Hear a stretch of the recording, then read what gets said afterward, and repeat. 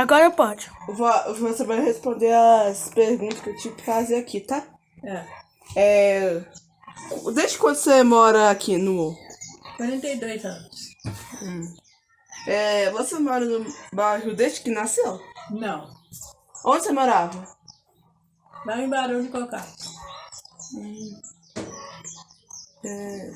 E como foi sua infância? Muito trabalhosa. O que você fazia assim? Hein? Olha pra ela, Daniel. O que você fazia? Capinava. Comia cana. A roça. Colher as coisas. Por que a sua família resolveu se mudar pra esse local? Pra melhorar de vida, né? Tá. Como era a primeira casa no bairro? Era um barraco. Ainda é a mesma casa? Não. E como que ela tá hoje? Hoje agora tá mais melhor.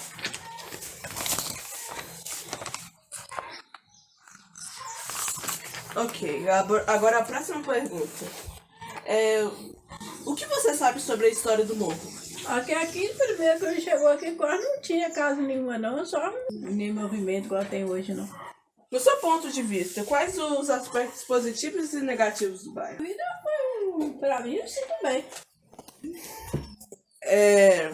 E o ponto negativo? Aí, como disse, sempre acontece alguma coisa errada, mas a gente tem que, não é só aqui, em todo lugar, né?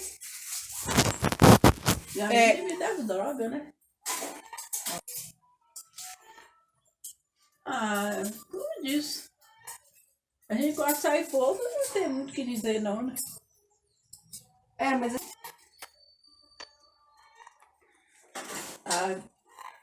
Agora quase todos os bairros tem, velho.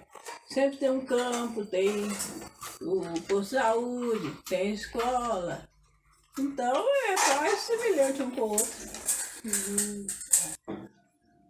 Você vê nas festas quando tinha missa, que de primeiro não tinha igual tem hoje não, que era todo domingo não. Era uma vez por ano. Me conta. Graças a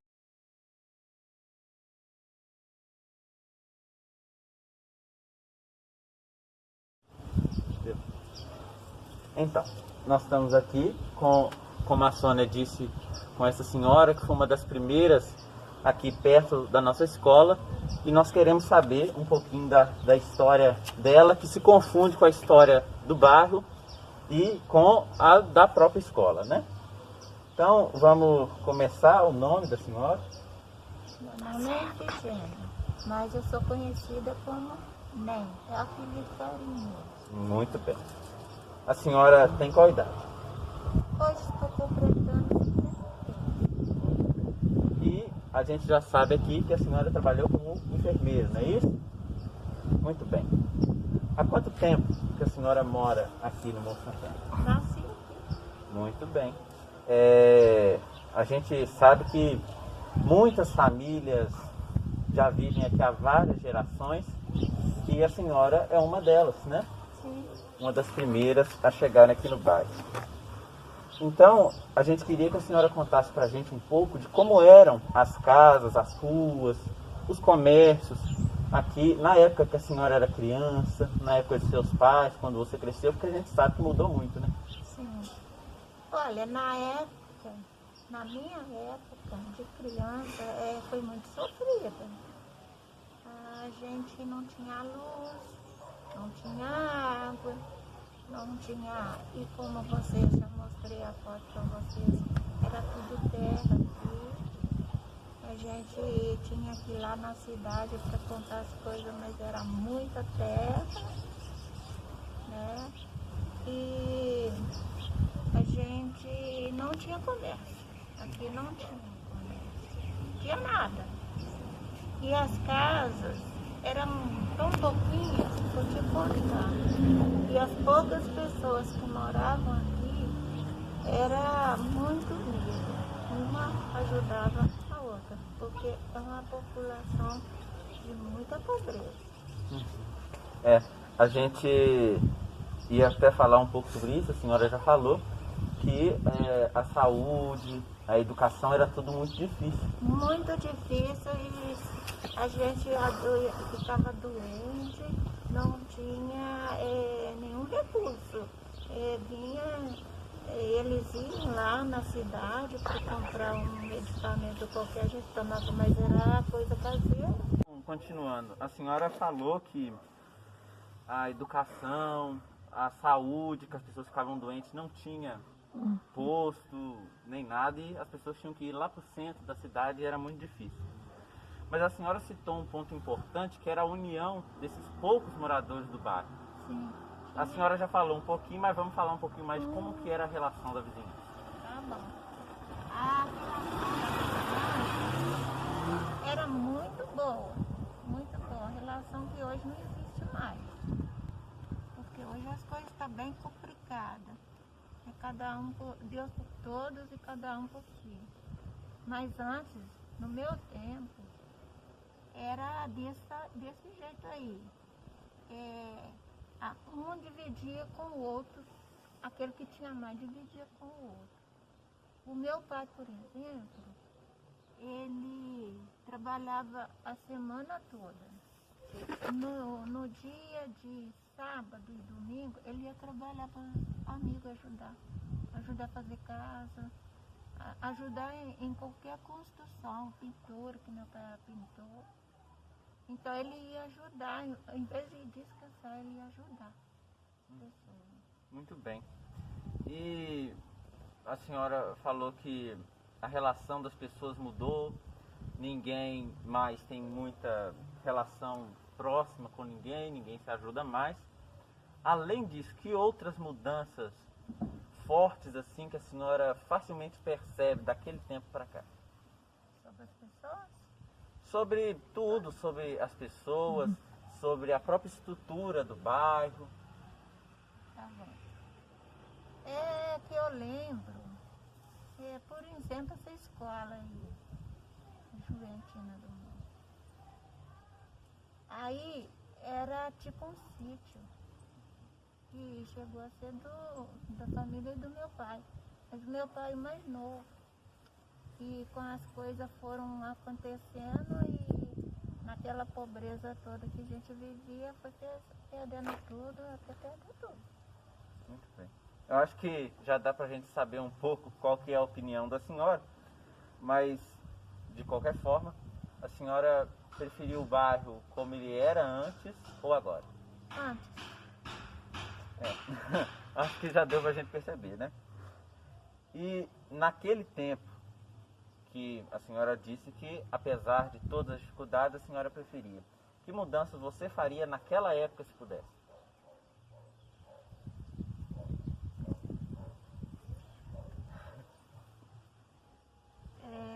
Eu não sei, isso nunca me passou pela cabeça, sabe?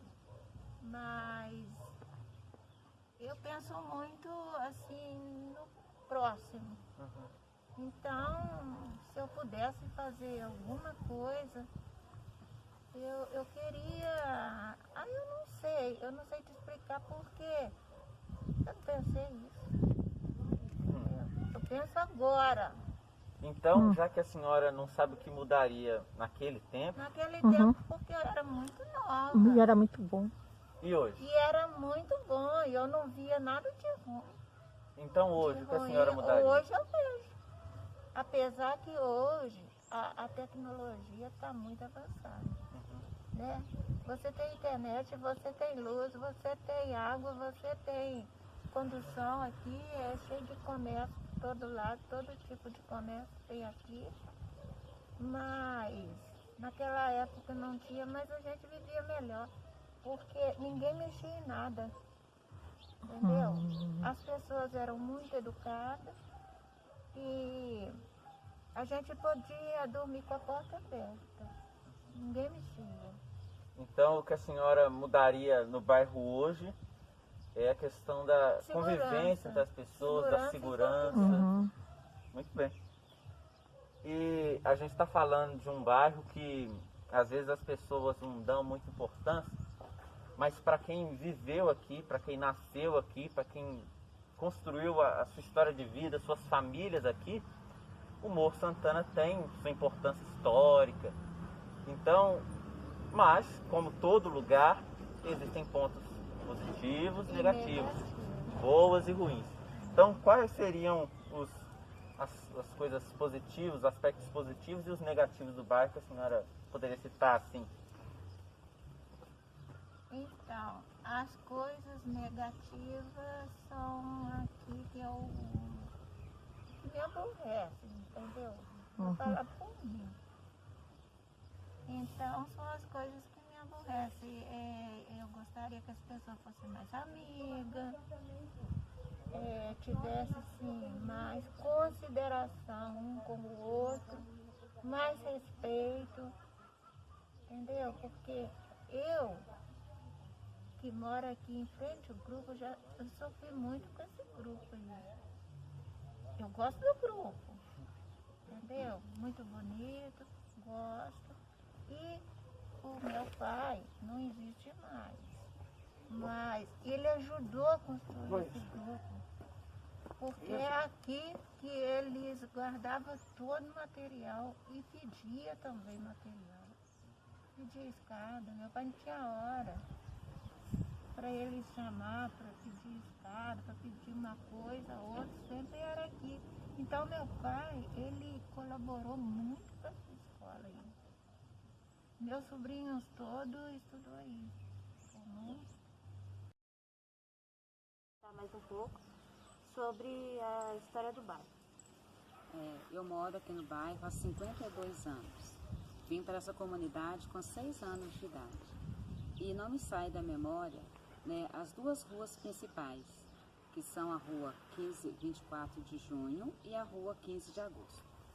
A rua 15 de agosto, ela recebeu esse nome devido ao grande fluxo de pessoas, né, que ia para a festa lá em Antônio Pereira, um distrito próximo aqui de Ouro Preto, né, no dia 15, que é a festa de Nossa Senhora da Lapa. E vinha pessoas de toda Ouro Preto, não havia meio de transportes e as pessoas passavam a madrugada inteira nessa comunidade. A rua 24 de junho, ela recebeu esse nome devido à festa de São João, a festa que acontece no dia 24, né, de junho, data que se dá a inauguração, né, a fundação da cidade de Ouro Preto, data época em que os bandeirantes chegaram a essa comunidade. Nessa festa, o que acontecia? Uma missa campal, né, que acontecia lá de fora da igreja, né, com todas as imagens de Santana e São Joaquim, São João, São Pedro, e havia o hasteamento da bandeira, né, com a apresentação das bandas. Hoje ainda acontece essa mesma festa, porém a missa é realizada no interior da capela. Lembro com muito orgulho e zelo, né, das zeladoras das capelas Santana e São João, Dona Chica, Dona Jandira, Dona Raimunda. E essas 3 mulheres, além de zeladoras, elas eram também, né, as mulheres que rezavam, né, no mês de Maria na casa o terço. E quando morria alguma pessoa, elas também faziam essas mesmas orações. Eram elas as rezadeiras e cuidadoras.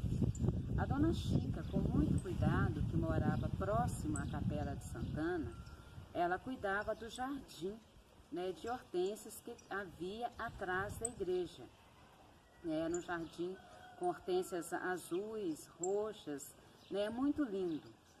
E lembro também, né, de alguns nomes, né, de algumas localidades, de alguns locais onde a gente passava aqui da rua, desde a rua 15, lá embaixo do pé do morro, até lá em cima no São João, alguns pontos onde a gente denominava, né, Ponte do Geraldo Mendes, em frente à Casa do Velho, né, a Curva do Geraldo Burrinho, Caminhão Velho.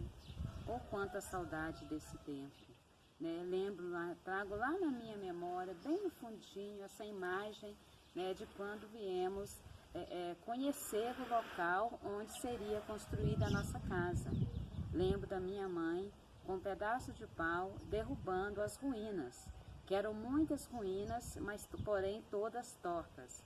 Havia muitas avencas, bálsamos, aroeiras e encontrávamos também muitos cachimbos enfiados nos muros, né? Cachimbos esses que nós usávamos para brincar, né? E fazia coleções de um monte de cachimbo de barro. Lembro também, né, da minha mãe aproveitar o muro mais alinhado para dar sustentação, né, o telhado da casa. Foi construído um barraco de 2 cômodos. Lembro-me também, né, das várias trilhas que havia no bairro, porque rua eram apenas as 2, São João, 24 de junho e 15 de agosto, mas havia as trilhas que davam às outras ruínas que davam acesso aos moradores. Lembro também dos bravos pais de família com seus braços fortes, com marretas, ponteiros que quebravam as pedras para abrir caminhos até dar acesso à sua casa. Né? Que saudade, né, desse tempo onde havia muito aconchego, né, familiar. Olá, tudo bem? Meu nome é Margarida Barbosa, sou nascida e criada no Morro Santana, professora há muitos anos, inclusive já dei aula na Escola Cirandinha, é uma escola que eu gosto muito. E estou aqui para falar um pouco da trajetória da minha família, da família Barbosa, no Morro Santana. Bem, minha família chegou em Ouro Preto no dia 26 de julho de 1969. Eu lembro muito de mamãe falando do frio que fazia no dia, tempo nublado, muito frio, e as crianças estranhando o tempo, o clima, né? E, coincidentemente, era o dia de Senhora Santana. Né? A mamãe sempre falava que Santana quis a nossa família perto dela. Então, nesse início, a família morou lá no caminho da fábrica. O meu tio Miguel já morava lá, e meu pai foi trabalhar na extinta fábrica de tecidos, né? Agora extinta, né? E depois, quando foi em 1974, minha família mudou para a Fazenda Campo Grande. E lá que eu nasci, né? Nasci lá na fazenda em 1975. E mudamos para o Morro Santana, onde é a casa de mamãe até hoje, em 1976, em janeiro de 76. Quando minha família chegou lá na Fazenda Campo Grande, a mamãe logo quis procurar uma escola, né? Matricular os meus irmãos em idade escolar na escola. E foram até o Morro Santana para matricular na Escola Juventina Drummond, que funcionava onde atualmente é a Escola Cirandinha. E então, chegando lá, a primeira pessoa que ela conversou no Morro Santana foi a então professora Dona Maria do Carmo, já falecida. E mamãe falava assim que ficou muito encantada com a educação de Dona Maria do Carmo, da nossa saudosa diretora, né? Depois foi diretora da Escola Juventina Drummond. E desde então minha família foi muito bem acolhida na comunidade Santana. Né? E a gente, né? A família está lá até hoje. Eu, infelizmente, por motivo de trabalho, não moro mais no Morro Santana. Atualmente eu moro no estado do Pará, mas meu coração é do Morro Santana, minha família está lá. Né? Minha irmã Marisa dá aula na Escola Cirandinha, o meu irmão Luiz Barbosa é o regente do Coral Santana, que é um coral do qual eu já participei. E eu tenho muito orgulho e muita alegria em dizer que eu sou nascida e criada no Morro Santana. Quando eu era mais nova, então, nas reuniões que eu ia de pastorais, de igreja, eu sempre falava do meu morro. Né? Então as pessoas falavam assim, você não pode falar meu morro, porque foi parecendo que o Morro Santana é seu. Eu falei, não fica parecendo que o Morro Santana é meu. Eu sou do morro e falo que o morro é meu morro, porque eu quero sempre reforçar o sentimento de pertença. Eu pertenço ao Morro Santana, eu amo o Morro Santana, amo as pessoas do Morro Santana. São pessoas lutadoras, trabalhadoras. E minha família está toda lá, nós temos muito orgulho de sermos de lá. E na Escola Cirandinha tive uma trajetória breve, né, mas inesquecível. Quero terminar mandando um abraço para os professores, para a diretora Luciné, minha amiga pessoal, minha irmã Marisa, que ainda trabalha lá, e parabenizar pelo projeto. É uma escola que sempre primou pelos valores da comunidade. E é assim que a gente faz. Escola e comunidade trabalhando junto por um bem maior, né, pelos nossos alunos. Um beijo para todos vocês. Fiquem bem. Bicentenário de Ouro Preto, 1711-1911. Essa fotografia impressa que a gente está vendo, ela rememora esse momento de festa, onde a cidade comemorava o seu bicentenário de existência. E o que é isso? Há 200 anos se instalava aqui uma Câmara Municipal. Mas por que comemorar no alto do Morro de São João?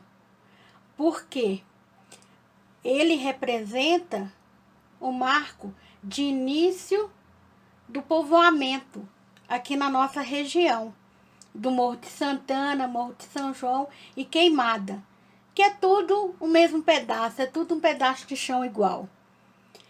Para nós que vivemos aqui, isso é muito importante, porque muitas vezes a gente pensa que só onde tem aqueles monumentos nacionalmente conhecidos é que a história é importante. Não, nosso bairro marca o início da povoação, dessa povoação documentada.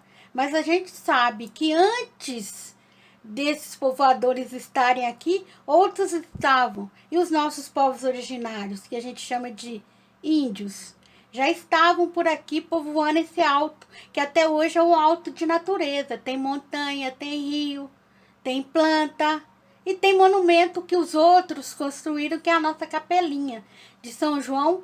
E mais abaixo tem a nossa capelinha de Santana, que é também outro monumento que representa as pessoas que estavam aqui e construíram.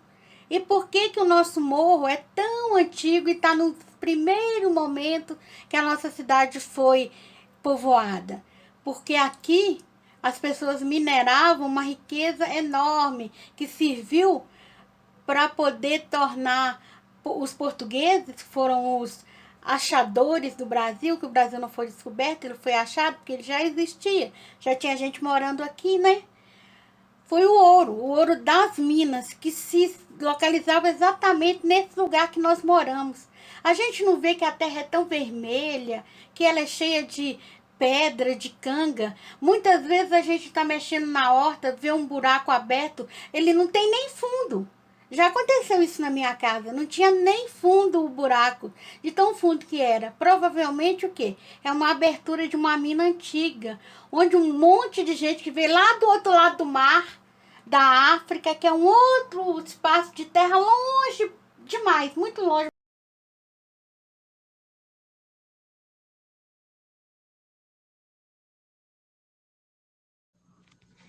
Bom dia, turma. Prestem atenção, ouçam.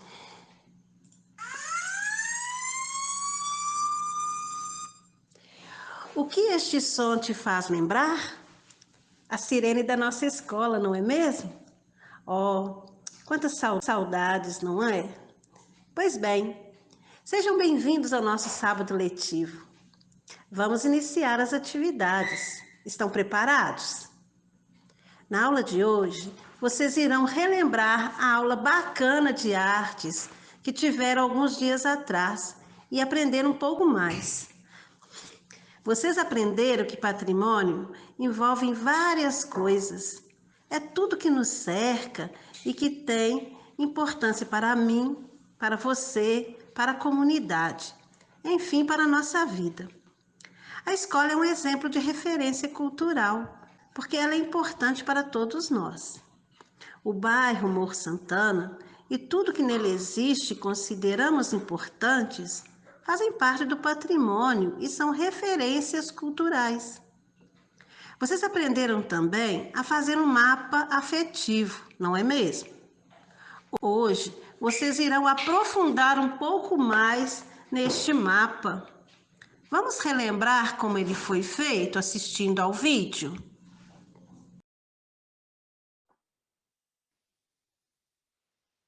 Oi, gente. Aqui é o Luiz Felipe. Eu sou estudante de Artes Cênicas, licenciatura, lá na Universidade Federal de Ouro Preto.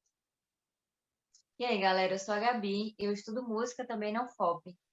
A gente está aqui através do programa Residência Pedagógica, que é um programa de iniciação à docência, ou seja, ele nos proporciona vivências e experiências que contribuem com a nossa formação como professores, porque no futuro nós seremos arte educadores igual a professora Érica. O programa Residência Pedagógica, ele é uma ferramenta muito legal para a gente conhecer os alunos de Ouro Preto, das escolas de Ouro Preto, e também nos ajuda a criar e elaborar aulas mais criativas, mais interessantes, usando tudo aquilo que a gente aprende na faculdade. Falando nisso, hoje a gente trouxe para vocês uma atividade muito bacana que a gente aprendeu por lá e que envolvem duas coisas: patrimônio e referências culturais. Você sabe o que é patrimônio? Acredito que sim, né? Afinal, a gente está na cidade considerada Patrimônio Mundial da Humanidade, sabia disso? Para quem não sabe, o patrimônio é um conceito que envolve várias coisas: memória, afetos, desafetos, experiências, a nossa cidade, a nossa cultura, enfim. Tudo isso diz respeito às nossas referências culturais. Quer um exemplo? Sabe aquelas festividades religiosas que acontecem aqui na cidade que todo mundo conhece? Sabe aquele lugar aqui em Ouro Preto que todo mundo sabe onde fica? Sabe aquelas histórias e lendas que a gente escuta desde pequeno aqui na cidade? Tudo isso faz parte das nossas referências culturais. Ou seja, tudo aquilo que nos cerca e que nos tem alguma importância para mim, para você, para nossa comunidade, para nossa sociedade, para nossa cultura, enfim, para nossa vida. As nossas referências culturais são também os nossos patrimônios culturais. E hoje, eu e a Gabi, a gente quer conhecer um pouco melhor vocês e um pouco melhor também as referências culturais de vocês, porque é vocês que dizem quais são. Para isso, a gente trouxe uma atividade muito bacana que chama Mapa Afetivo. Então, corre lá, pega uma caneta, um lápis, um papel, que a gente vai começar essa atividade agora mesmo, tá bom? Vou ligar aqui a câmera para vocês. Bora começar. Gabi, você introduz pra gente? Beleza, Lu? Bom, gente, para começar, vocês precisam desenhar um X no canto da folha e o outro X no outro canto. O primeiro X vai ser o nosso ponto de partida, que vai ser a nossa casa. E o outro vai ser a nossa escola. Como a gente estuda na UFOP, ela vai ser a nossa escola, então a gente vai desenhar ela.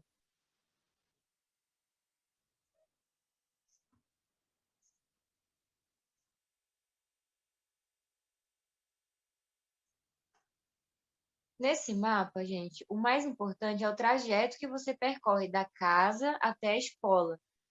E o que a gente quer saber é o que tem nesse trajeto que chama a atenção de vocês. Quais são as suas referências culturais que existem nesse percurso?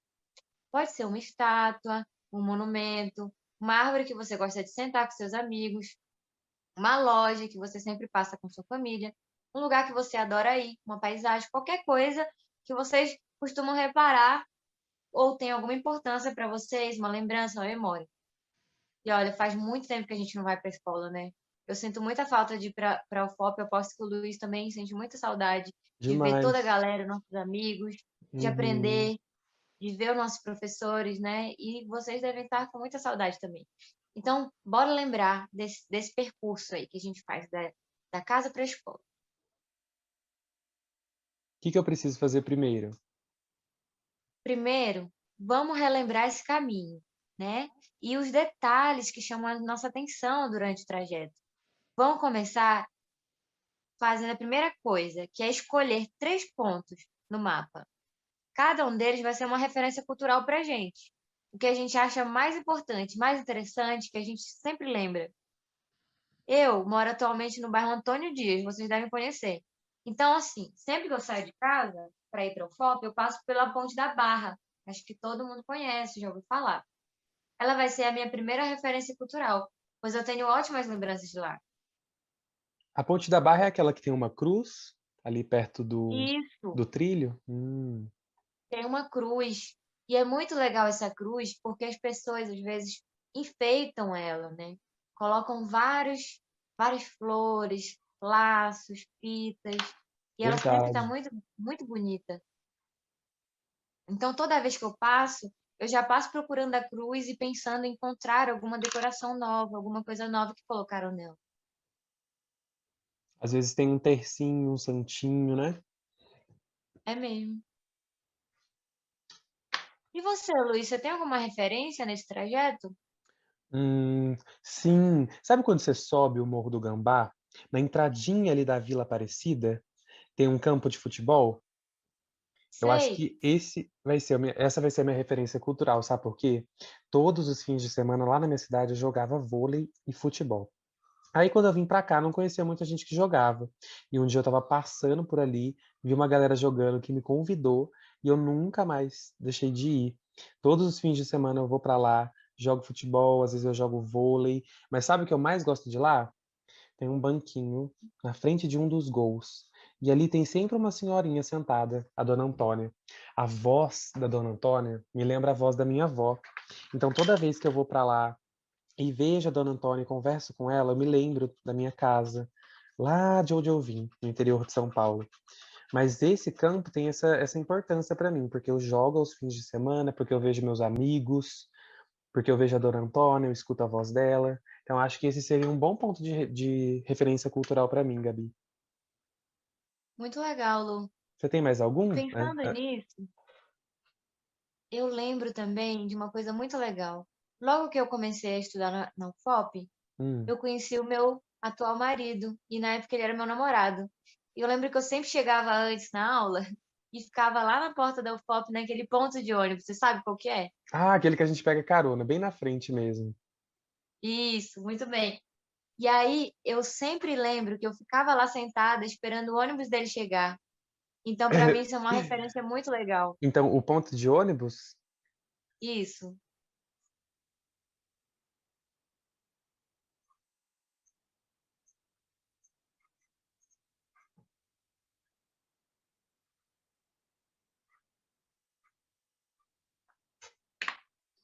Sabe o que eu estava pensando aqui? Hum, Essas referências culturais é por onde a gente passa e eu consigo elas aqui. Mas sabe o que eu não consigo desenhar? Os sons. Eu fiquei pensando, quais são os sons que tem aqui nesse lugar aqui, na ponte ali da Barra? O que que você tem lembra de muitos escutar? sons, né? Eu acho que tem muitos sons de carros, sempre é uma ponte muito movimentada, então tem muito trânsito, tem Uhum, muitas pessoas conversando. Eu lembro também que sempre tem umas pessoas jogando baralho ali naquela ponte, né? verdade. Então, e só que uma coisa que a ponte representa muito forte é a água, que é o rio que passa por debaixo dela. Eu acho que é um Hum. som que é muito marcante nessa ponte.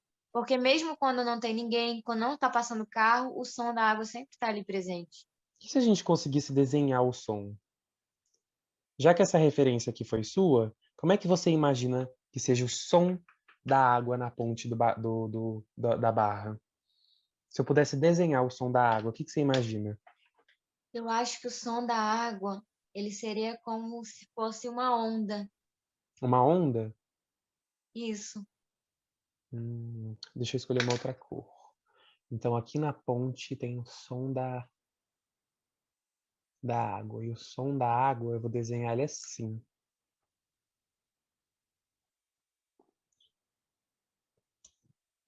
E na Sabe? quadra, Lu? Então, isso que eu ia te contar agora. Lembra que eu falei pra você que a Dona Antônia tem a voz da minha avó?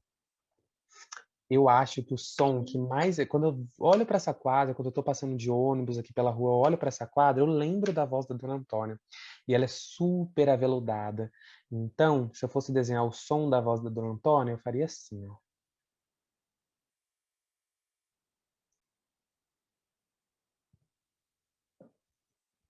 E do ponto de ônibus? O que que você Eu acho lembra? que no ponto de ônibus, um som que eu lembro muito é o som do freio do ônibus. Que era um Ixi. momento que eu ficava esperando, ansiosa para ver meu namorado descer. E Sempre que eu escutava. Oi? como que você imagina esse som? Eu acho que é um som bem ruidoso, né? Bem, até incomoda um pouco. Eu acho que é Hum, como se fosse um raio, um negócio um bem raio. rabiscado.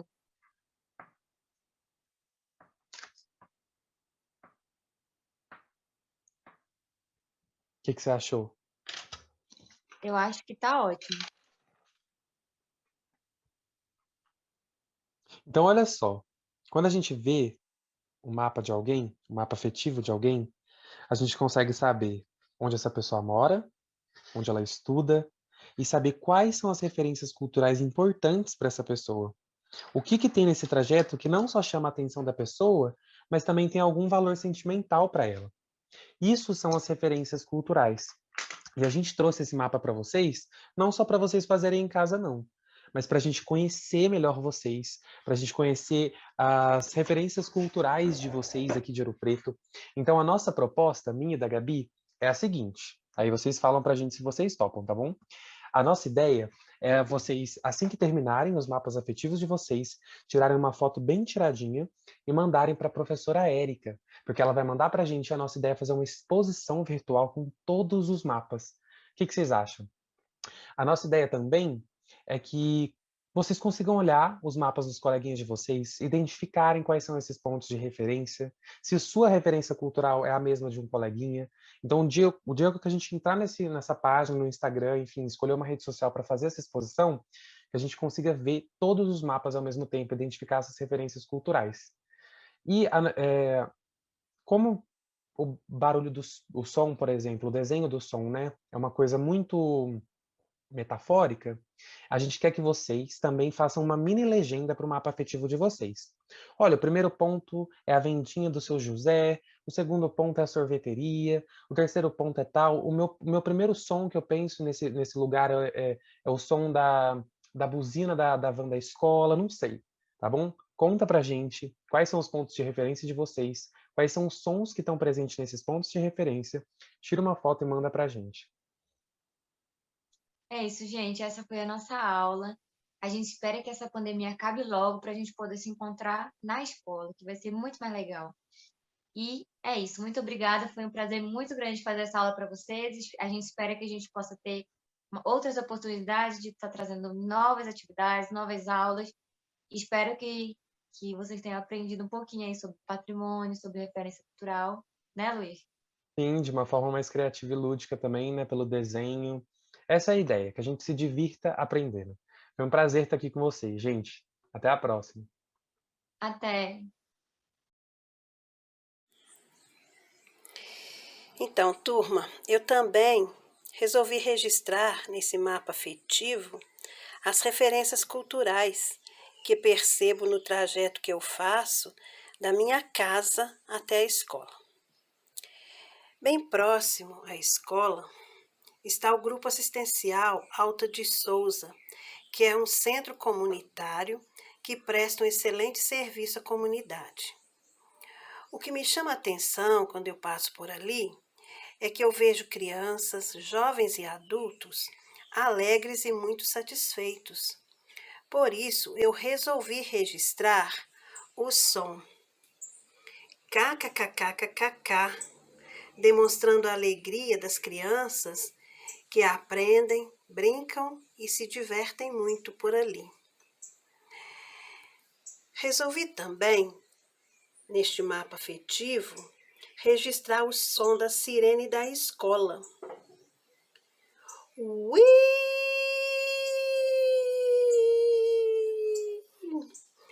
Alertando os alunos que a aula já vai começar.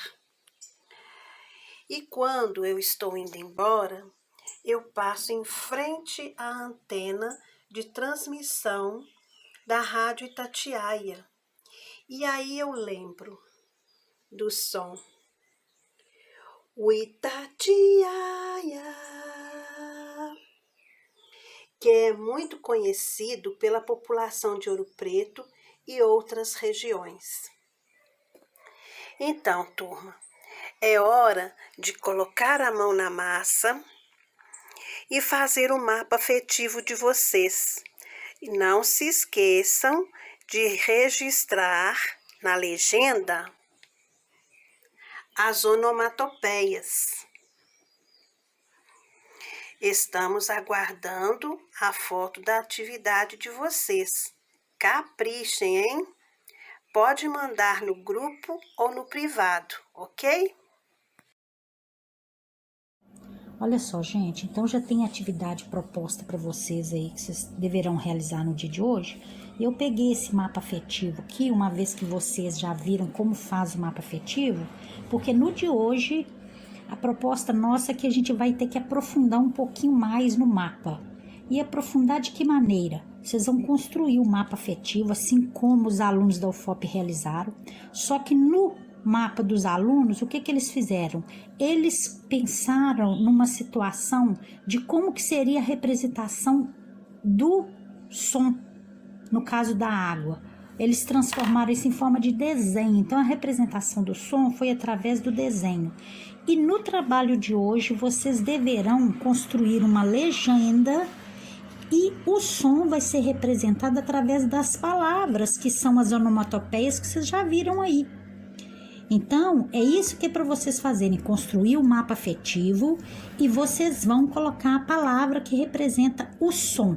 No caso, o barulho da água, o que eu coloquei? Chuá, chuá, o barulho da freada do ônibus. Yeah! Eu fiz um aqui, bem breve, eu fui bem breve aqui. O meu mapa afetivo, como é que eu pensei? Eu coloquei apenas 2 pontos culturais aqui para não render muito, só para orientar vocês.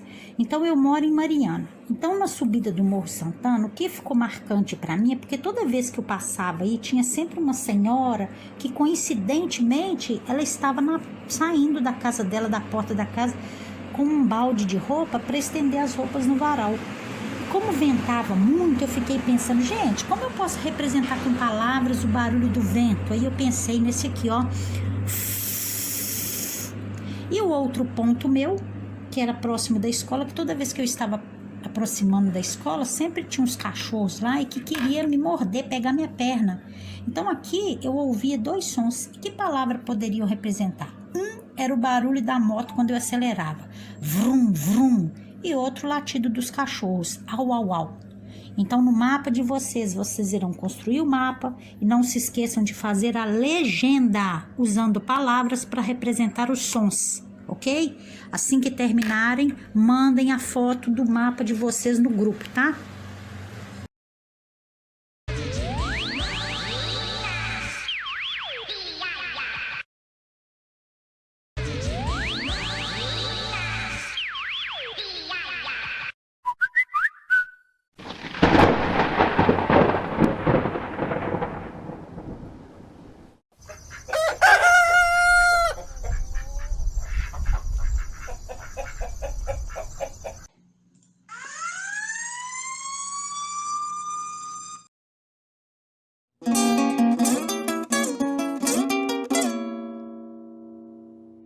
Olá, gente! Mais um diminuto aqui no Com a Palavra Linguística. O que vem à sua cabeça quando você ouve ou lê plim plim?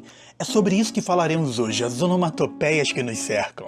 Onomatopeia é uma figura de linguagem que também é conhecida como figura de som. É como se fosse uma imitação de ruídos, barulho de máquinas, canto de animais, sons da natureza ou até mesmo o timbre da voz humana. A resposta à pergunta feita anteriormente pelo Aguiar é um consenso, já que metade dos brasileiros veem a Globo e associa o som onomatopaico plim plim ao intervalo ou retorno de um filme na emissora. E esse é um recurso muito explorado, inclusive em histórias em quadrinhos, e tem aparecido cada vez mais no comércio. Podemos encontrar nos supermercados a batata palha e o biscoito polvilho crack, uma alusão à ideia de que ao comer a batata ou biscoito, por serem crocantes, farão um som crack-crack ao serem mordidos. Mas é importante dizer que as onomatopeias focam na sonoridade da sua carga significativa e não no conceito.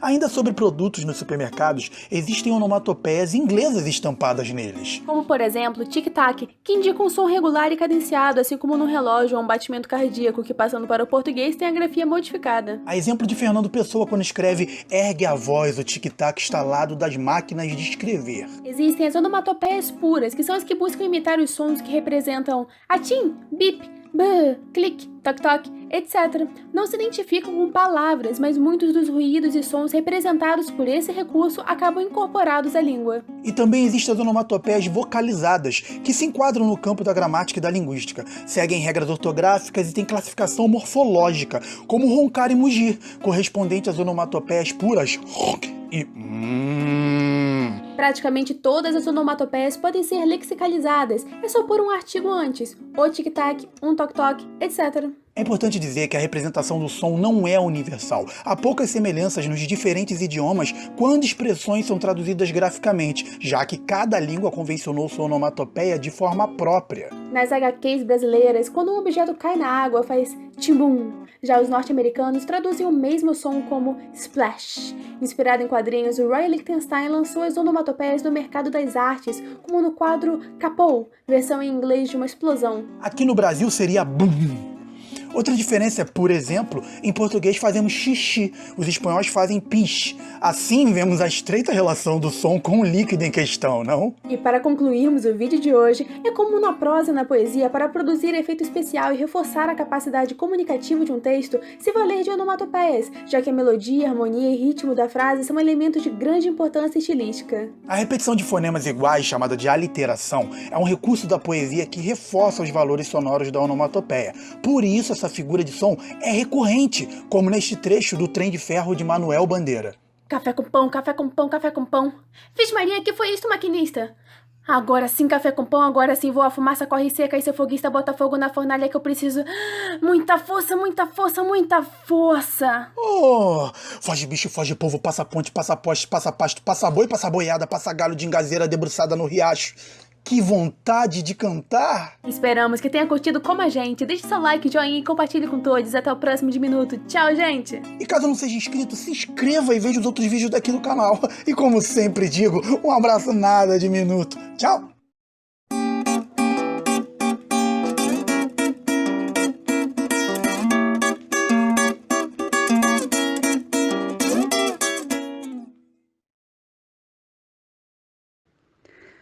Olá pessoal, bom dia, espero que estejam todos bem animados para o nosso sábado letivo.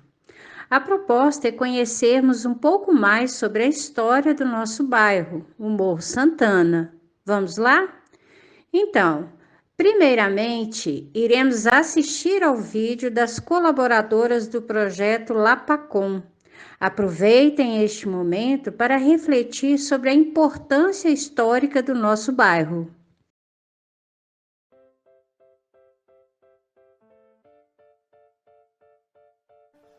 Oi gente, hoje nós vamos falar um pouco sobre alguns lugares bem próximos de nós e que são muito importantes para a nossa história e a história de Ouro Preto.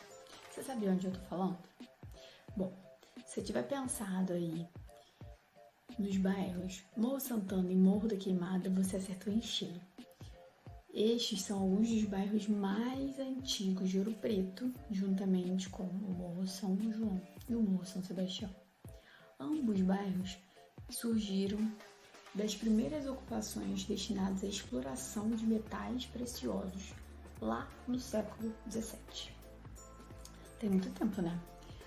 Já parou para pensar quanta gente morou nesses bairros durante esse tempo? Bom, a divisão dos bairros como nós conhecemos hoje é algo bem mais recente. Esse território, ele teve momentos muito marcantes na história de Ouro Preto. Por exemplo, o incêndio que deu origem ao nome Morro da Queimada, antes chamado Arraial de Ouro Podre e Morro Pascoal. Tá, espera aí. Quem é esse Pascoal e por que Ouro Podre? Ouro por acaso apodrece? Calma, vamos lá. Acho que a Kalila vai poder explicar rapidinho isso pra gente, não é mesmo?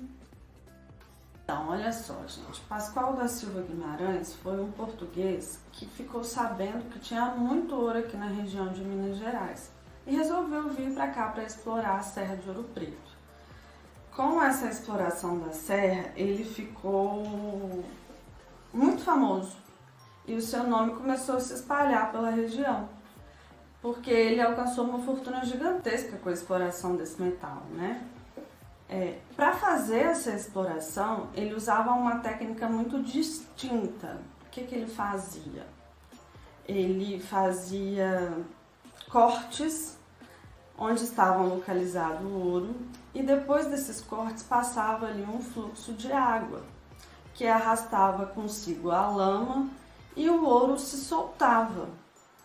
Por ser uma técnica muito distinta, eles falavam que o ouro parecia podre, porque ele se soltava, ele se desfazia. Daí a origem do termo ouro podre. Agora eu consegui entender. Mas e a queimada? Que incêndio foi esse? Bem, a coroa não estava nem um pouco disposta a ceder, né? Então, ela determinou que o conde de Assumar, que era o então governador da capitania de Minas Gerais, vulgo Pedrinho, reprimisse essa revolta. O conde reuniu então um exército de homens armados que entraram em Vila Rica e violentamente atacaram as pessoas que se opunham, né? Eles prenderam muitos líderes, entre eles Pascoal, que foi deportado para Portugal, e Filipe dos Santos, que a gente bem sabe, foi assassinado. Durante esse embate, o conde de Assumar determinou que o arraial de Ouro Podre fosse incendiado, que no caso é o Morro da Queimada. Assim, as casas e estruturas de mineração e todo o território foram destruídos pelo fogo, como uma forma de retaliação e intimidação à população. O incêndio ele foi muito grande, tendo marcas profundas, né, na nossa história. Então, esse incêndio no Morro Pascoal, ou Arraial do Ouro Podre, passou a ser chamado de Morro da Queimada. Mesmo depois do incêndio, o local voltou a ser ocupado, não é mesmo? Porque afinal eu conheço várias pessoas que moram no Morro da Queimada. Sim, houve novas ocupações na região, sim. O bairro cresceu significativamente com novas moradias no século XX. Na década de 1950, muita gente passou a residir no Morro da Queimada e no Morro Santana também. A população de Ouro Preto cresceu muito e com as instalações de mineradoras, né?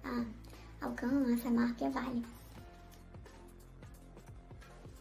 É uma história e tanto. Obrigada por explicar. Sim, esses bairros preservam muita história. E eles estão ao lado do Parque Municipal Arqueológico Morro da Queimada, onde estão presentes muitas estruturas arqueológicas que foram utilizadas para mineração e também para habitação.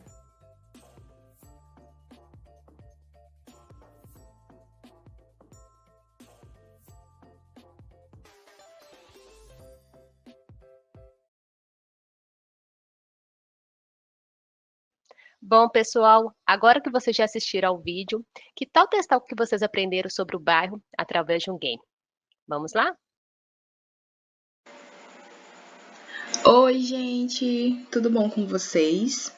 Espero que sim. Acredito que todo mundo tá aí na rotina de estudos em casa, fazendo as atividades. E hoje eu vim aqui mostrar para vocês, para dar aquele up nas atividades, beleza? Vamos falar sobre o gênero textual cartão postal. Vamos lá? O gênero textual cartão postal, acredito que uma galerinha aqui já ouviu falar, já viu em algum lugar, ou na casa da avó, na casa da tia. Por quê, pessoal? O gênero cartão postal, geralmente, na verdade, assim, nem geralmente, né? Na verdade, ele não é mais tão usado, porque no mundo que a gente vive hoje, tão conectado na internet, nós usamos mais são as redes sociais. Nós usamos mais o WhatsApp, o e-mail, o Facebook, o Instagram. E nós não estamos mais tão habituados a enviar mensagens via correios. Provavelmente alguns de vocês nem sabem muito bem o que é isso. O cartão postal, pessoal, ele existe há muito tempo. Mais ou menos lá quando o Brasil era colônia. Lembra nas aulas de história quando eu falei para vocês que o Brasil ele não era independente e nós vivíamos como colônia? Nós éramos, no caso, e vivíamos também, não é mesmo? Nós éramos colônia de outro país. Pois bem, naquela época, as pessoas se comunicavam por meio de cartas. E o cartão postal, ele também servia para ilustrar os locais onde eram desbravados, os locais que eram mais bonitos. E eram cartas oficiais usadas por pessoas de muito poder, muito importantes, para enviar suas mensagens de maneira breve, no entanto, importantes. Aqui nós temos um modelo atual de um cartão postal. Aqui nós temos o verso do cartão postal, onde vocês podem ver, ó, vocês estão vendo aqui a seta, geralmente ele é dividido no meio, tem a parte do selo, local de colocar o remetente, o destinatário e a mensagem a ser enviada, mas isso eu vou explicar mais um pouquinho para vocês agora. O que é o cartão postal? Conhecido também como bilhete postal ou postal, o cartão postal é um retângulo fino de papelão pequeno e serve para circular mensagens pelos correios sem necessidade de envelope. Este possui dois lados. Um deles possui uma imagem, geralmente se refere a algum ponto turístico da cidade da qual está sendo enviado. Do outro lado, o espaço para escrever a mensagem e o espaço para os selos. O texto geralmente é curto. Deve-se sempre indicar o remetente e o destinatário. Este já foi um dos gêneros textuais mais utilizados antes das redes sociais. Então, tá aqui, pessoal, um exemplo de cartão postal que vocês vão fazer, beleza? Eu coloquei aqui um em que vocês possam ver a frente e o verso. Na frente, geralmente, tem a imagem de um lugar. Um ponto turístico, ponto de referência, um lugar famoso de determinado lugar que a pessoa quer enviar para outra. E atrás, pessoal, o cartão postal ele é divididozinho. Numa parte, você vai escrever a mensagem, curta, breve, mas sempre colocando o seu carinho e o seu afeto. E do outro ladinho, você vai colocar o remetente, o destinatário, o endereço e o CEP. E aqui na partezinha, nesse quadradinho, geralmente vai o selo, tá bom? Agora que já aprendeu como se faz um cartão postal, que tal botar em prática? Olha a postagem da professora lá no Educacional e mãos à obra. Abraços, pessoal!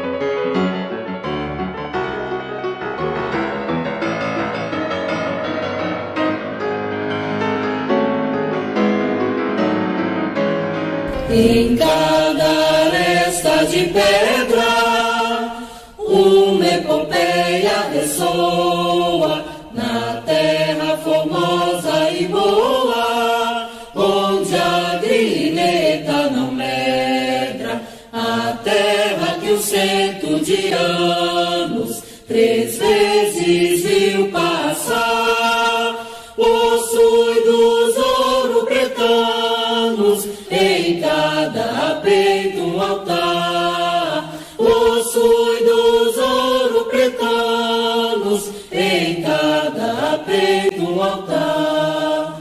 Guarda o seio das montanhas, usa os fios mais ricos, contemplam os altos picos das laceradas entranhas, a névoa que cobre a rocha do mais branco e puro véu. Quando a manhã desabrocha, é um beijo que vem do céu. Os fatos de Vila Rica lembram raças titãs, cuja memória nos fica para os mais nobres afãs. Proteja, Deus, esses lares dos filhos dos bandeirantes, porque essas terras gigantes são outros tantos altares. A terra que os 100 de anos 3 vezes viu passar, possui dos ouro pretanos em cada peito um altar, possui dos ouro pretanos em cada peito um altar.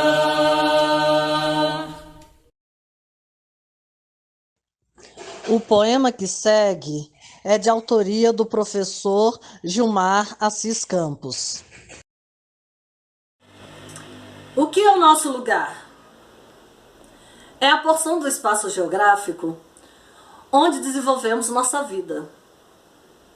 É onde interagimos com pessoas, com ambientes e vamos desenvolvendo os nossos laços afetivos. Desta forma, vamos construindo um sentimento de pertencimento. O lugar faz parte de nossa identidade, faz parte de nossa história. Portanto, o nosso lugar é aqui, é aí, em nosso lar, em nossa rua, em nossa escola, em nosso bairro. O nosso lugar é onde estamos e sempre fazemos a diferença.